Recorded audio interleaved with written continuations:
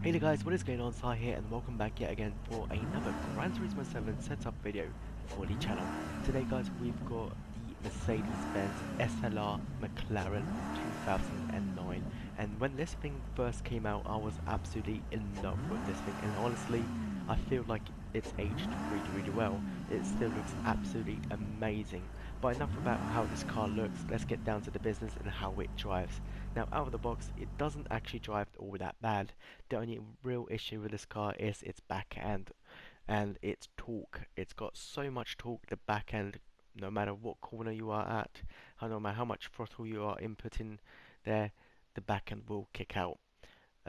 So for this setup, I tried to mimic that by adding a little bit of understeer to the front to try and kind of balance the rear out a little bit, and that was without a rear wing attached to it.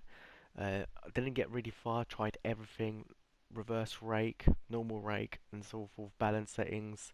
Literally tried every other combination there is possible, and I had no luck at all trying to tame this beast.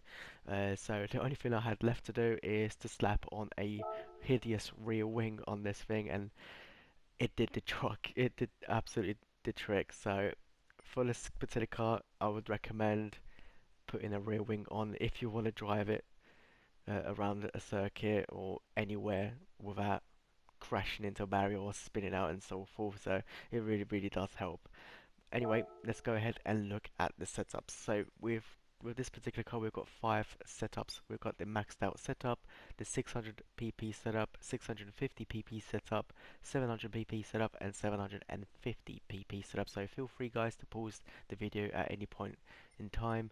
So we're going to go ahead and start out with the maxed out setup. So this one, racing soft tires equipped, suspension is fully customizable with body height adjustments set to 100 at the front and 120 at the rear. Anti-roll bar is set 7 all around. Damping ratio compression is 37 all around. Damping ratio expansion is 45 all around. Natural frequency is 3.25 at the front and 3.55 at the rear. Negative camber angle is 1.5 all around. Toe angle is neutral at the front and in 0.25. Moving on to the differential, you want to have the fully customizable diff.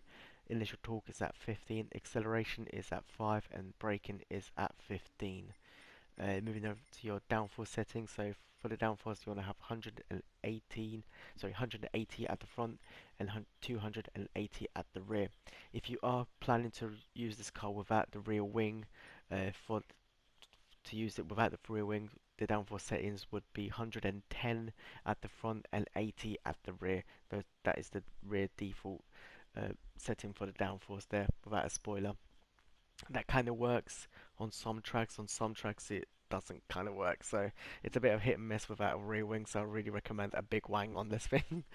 ECU is at 100%, the power restrictor is at 100%, the transmission is fully customizable racing transmission, and that is preset to 370 kilometers an hour. Moving on to your performance parts, so for this one, intercooler racing, supercharger, high-end torque one, racing air cleaner, racing silencer, racing exhaust manifold, racing brake system and pads, racing clutch and flywheel. These are all the upgrades as well I have on this car. And for your brake controller setting, you can either go with -1 or neutral, and that works pretty well. Moving on to your restricted PP setups now. So this is the 600 PP setup. Sports hard tires, suspension, differential, aerodynamics stays the same. Your EC output is at 72% and power restrictor at 71%. Transmission is preset to 260 kilometers an hour, and you want to remove pretty much all of the upgradable parts apart from your clutch and flywheel, which is on racing, and your brake pads and brake systems or brake discs, and that's going to be on racing as well. Moving on to the 650 pp setup, so this one, sports soft tyres, suspension, differential, downforce exactly the same, ECU output at 80%, power restrictor is at 70%, transmission is preset to 310 kilometers an hour, and once again everything is set to normal now, with your apart from your racing brake discs and pads and racing clutch and flywheel. Moving on to the little bit more serious setup here. So this is the 700 pp setup. Sports soft tires on this one. Suspension differential, downforce stays the same. ECU output is at 100%. Power restrictor is at 84%. Transmission is preset to 340 kilometers an hour. So you'll have normal intercooler, normal supercharger, normal air cleaner, racing silence on this one, and normal exhaust manifold, and racing brake system discs and brake pads with racing clutch and flywheel, and that's that one. Moving on to the final setup, so this is the 750 pp setup. So this one's going to use the racing hard tire compound on this one. Suspension is exactly the same, differential exactly the same, downforce exactly the same. EC output is at 100%. Power restrictor is set to 98%. Transmission is 360 kilometers an hour. And moving on to your performance upgrades, so you want to have the racing intercooler, no supercharger.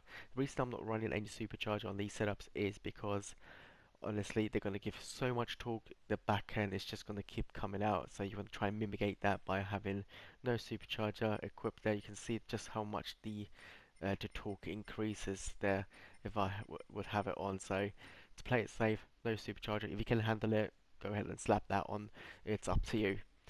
Racing air cleaner, racing silencer, racing exhaust manifold, racing discs and pads, racing clutch and flywheel, and your brake controller there on 0 or -1.